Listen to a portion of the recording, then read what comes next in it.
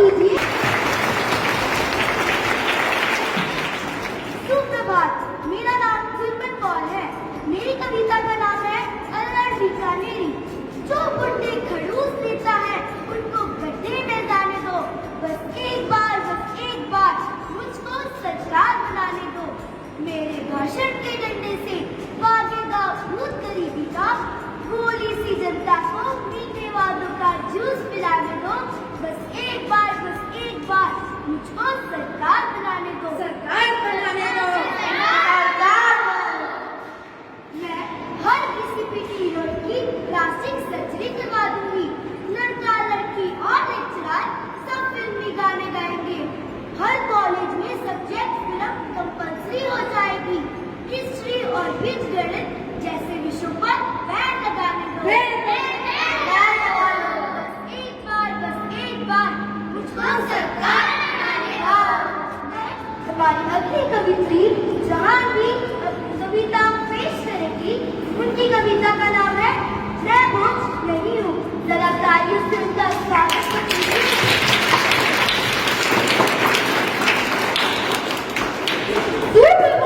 मेरा नाम जहांगीर निखिला है। मैं कक्षा 5वीं की छात्रा आप सभी के सामने एक कविता पेश करने जा रही हूँ, जिसका नाम है मैं बोझ नहीं हूँ। मैं बोझ नहीं हूँ। शाम हो गई, अब तो घुमाने ले जाओ ना पापा। चलते चलते थक गई, कंधे में बिठा दो ना पापा। चलते चलते थक गई, कंधे में बिठा दो ना पापा। अंधेरे से डर लगता है, सीने से लगा दो ना पापा। मम्मी तो सो गई, अब आप ही सहलाकर सुला दो ना पापा। मम्मी तो सो गई, अब आप ही सहलाकर सुला दो ना पापा। स्कूल तो पूरी हो गई, अब कॉलेज जाने दो ना पापा। स्कूल तो पूरी हो गई, अब कॉलेज जाने दो ना पापा। पाल पोस कर बड़ा किया, अपने से जुदा तो मत करो ना पापा। पाल पोस कर बड़ा किया, अपने से जुदा तो मत करो ना पापा। अब टोली में बिठा ही दिया है तो रो मत ना पापा। आपकी मुस्कुराहट बहुत अच्छी है, एक बार मुस्कुराओ ना पापा। आपकी मुस्कुराहट बहुत अच्छी है, एक बार मुस्कुराओ ना पापा। एक बार मुस्कुराओ ना पापा। आपने मेरी सारी बात मानी, एक बात और मान लो ना पापा। इस दुनिया को समझाओ मैं बोझ नहीं हूँ पापा। इस दुनिया को समझाओ मैं बोझ नहीं हूँ पापा। धन्यवाद। हमारे अगले कवि आनंद त्रिपाठी अपनी कविता पेश करने जा रहे हैं। जरा उनका स्वागत तो कीजिए। बच्चों और उनके बहन, मेरा नाम आनंद त्रिपाठी है और आज मैं आपको ऐसी कविता सुनाने जा रहा हूँ जिसको सुन के आप शायद से हंस के नोट तो ये बात सच्ची है जब हम 5 साल के हुए। हमारे पिताजी हमको स्कूल में जमा करते थे। हाँ भाई, उस जमाने में तो जमा ही होते थे। कच्चा तो अब है ना। हमारा स्कूल तो ऐसी बगीचे में होया करता था। ऐसे मास्टर जी बैठे, अब ऐसे हम खड़े और ऐसे हमारे पिताजी खड़े। मास्टर जी ने पूछा कि ये किसका लड़का है? तो मास्टर जी बोले, तो पिताजी बोले ये आपका ही लड़का है। इमोशनल होते। अब हम टेंशन में आ गए कि जिसको हम 5 साल से अपना पिता मान रहे हैं वो हमारा है ही नहीं।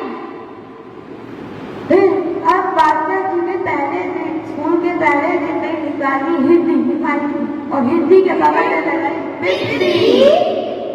हमने मास्टर जी से पूछा, मास्टर जी ये बिजली कैसी है? तो मास्टर जी बोले बेटा ये अनुस्वार।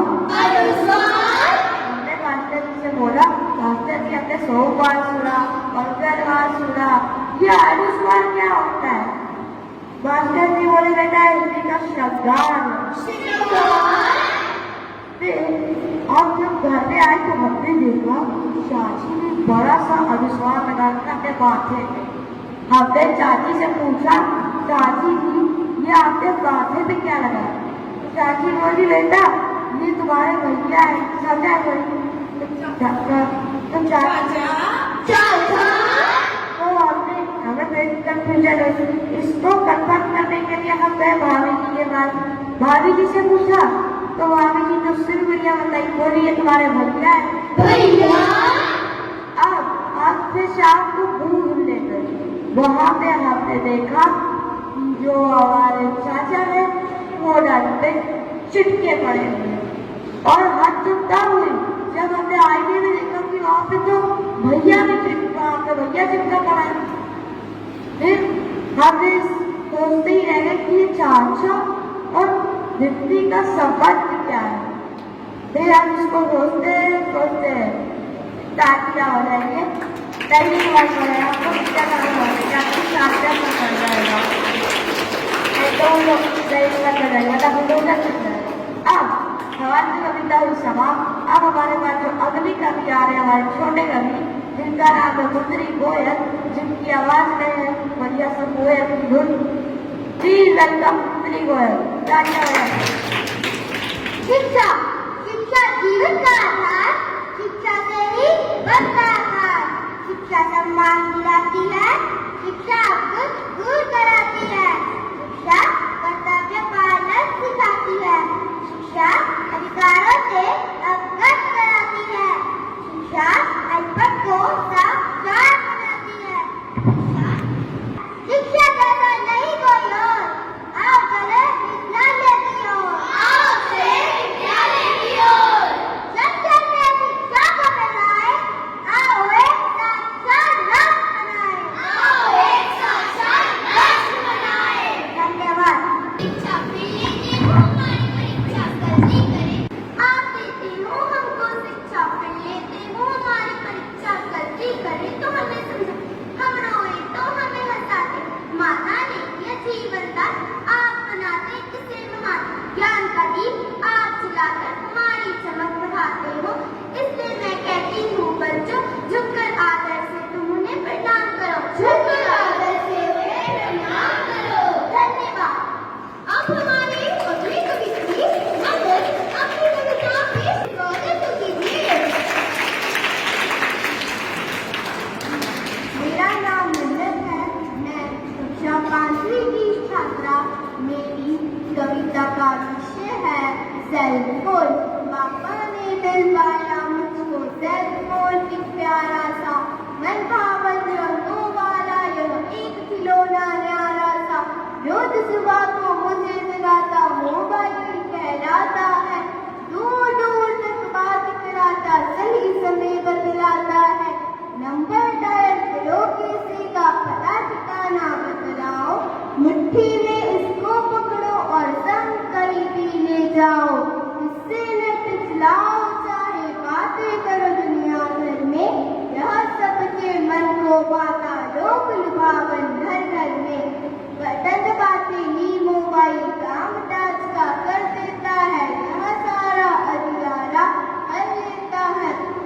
सेल फोन इस युग का एक छोटा सा है कंप्यूटर, तुरंत भाग करने वाला बन जाता है कैलकुलेटर।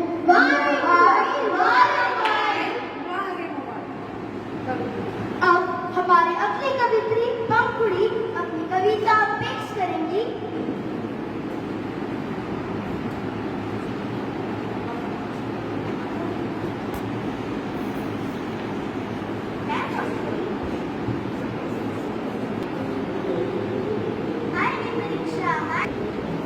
हाय रे परीक्षा, जिस नाम को सुनने से कांपता है हर बच्चा, वो है परीक्षा, वो है परीक्षा, वो है परीक्षा, वो है परीक्षा।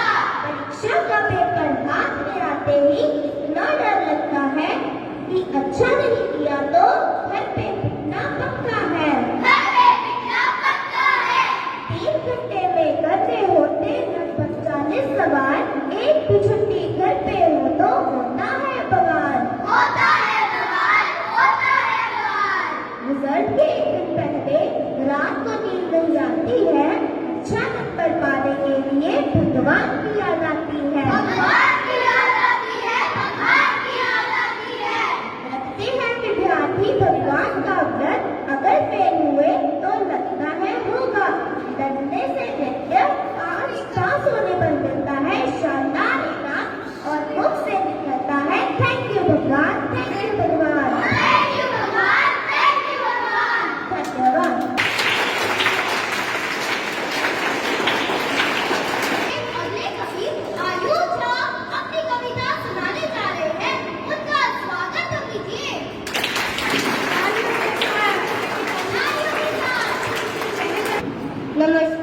दोस्तों, मेरा नाम आयुषा है।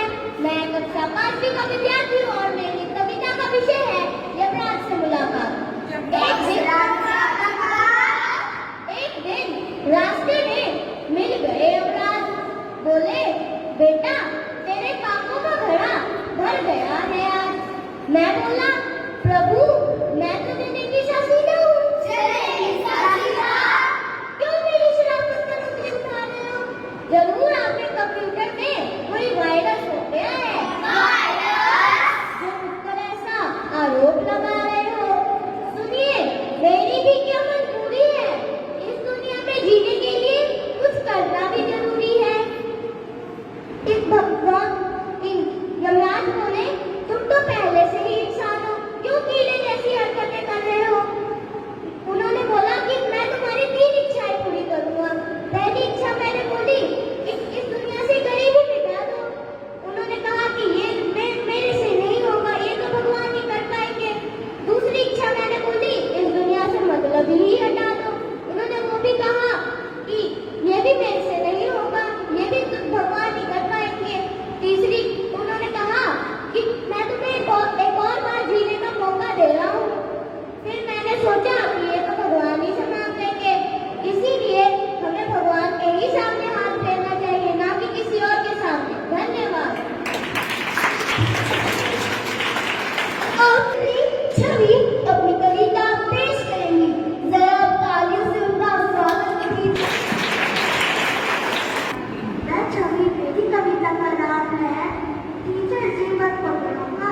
टीचर जीवन पकड़ों का, सर्दी से हो रहा है जुकाम, टीचर सेवा मेरा अर्जी है।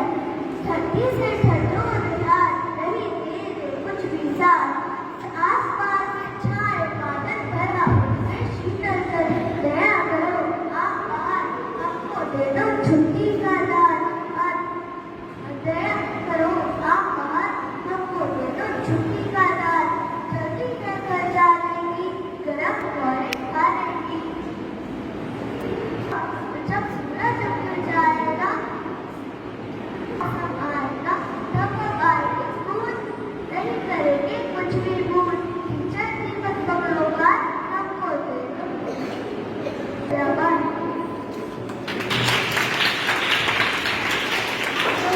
अगले कवि रघु नायक अपनी कविता पेश करेंगे। जरा उनका तालियों से लिए। मैं रघु नायक, मेरी कविता का विषय है कोशिश कर। कोशिश कर, कल निकलेगा, आज नहीं तो कल निकलेगा। कल निकलेगा। अर्जुन सा लक्ष्य कर, निशाना लगा, तुम से जल्द निकलेगा। आप देते हो हमको शिक्षा, फिर लेते हो हमारी परीक्षा। गलती करे तो हमें सजा, हम रोए तो हमें हंसाइए। माता ने दिया जीवन का। मैं प्रभु नायक, मेरी कविता का विषय है कोशिश करो। कोशिश कर, कल निकलेगा, आज नहीं तो कल निकलेगा। अर्जुन सा लक्ष्य रख, निशाना लगा, बुजुर्ग से भी फिर जल्द निकलेगा। जल्द निकलेगा, जल्द निकलेगा। मेहनत कर, पौधों में पानी दे, बच्चों से भी फिर कल निकलेगा। कल निकलेगा, कल निकलेगा।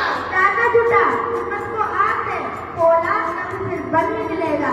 सीने में पीठ को जिंदा रह, समुद्र से भी फिर गंगा जल निकलेगा। गंगा जल निकलेगा, गंगा जल निकलेगा। कोशिश जारी रख, कुछ कर, जो कुछ थमा है चल निकलेगा।